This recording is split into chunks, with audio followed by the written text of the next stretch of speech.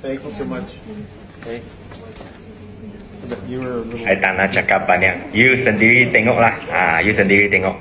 I tak cakap apa. I tak cakap banyak. You sendiri tengok. You judge lah.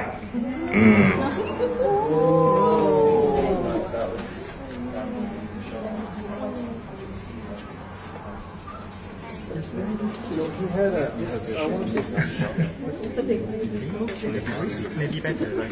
Yeah. I think the background is better there. So maybe move to the terrace. Yeah. Oh, okay. Actually, mereka dua orang bukan couple. You tengok sini. Yang ini ialah China punya social media. I dapat informasi dari sana lah.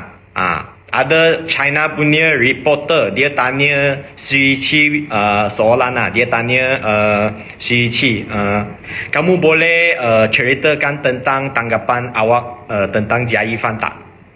So Xu Yiqi dia cakap apa?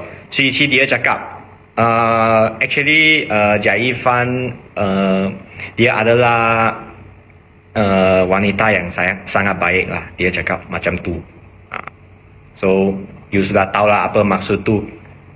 Okay.